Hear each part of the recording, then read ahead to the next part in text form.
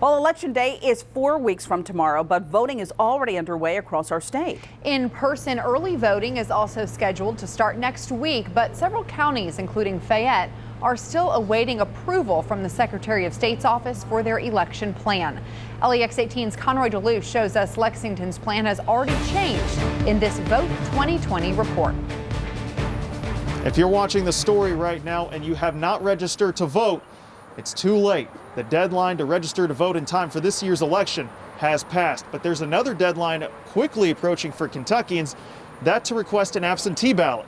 That's coming this Friday. In fact, in Lexington, the drop boxes are already set up.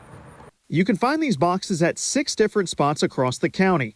County Clerk Don Blevins hopes that many more voters will be dropping their ballots in these, or at least in the mail. I'm built for an 85% turnout as long as only 30% go in person.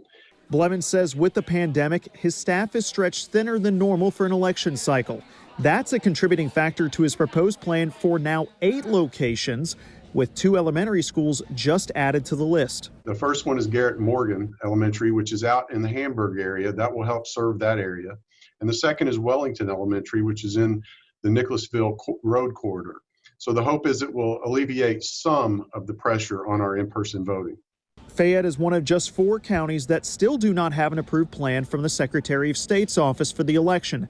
And just last week, Secretary Michael Adams told LEX 18 he was concerned about the initial plan from Fayette County containing just 6 locations. This afternoon, in response to the updated number of polling places in Lexington, Adams tweeted, quote, "I appreciate the work of Superintendent Manny Kalk and Clerk Blevins for making schools available for Election Day voting locations," end quote.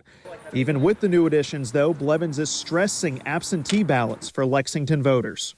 It's crucial that we get another 40,000 people to vote by mail, or else we're going to really have trouble, even with the 2 additional locations.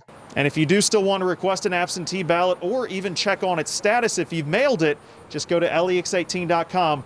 We've got more details on there for you. In Lexington, Conroy DeLuce, LEX 18 News.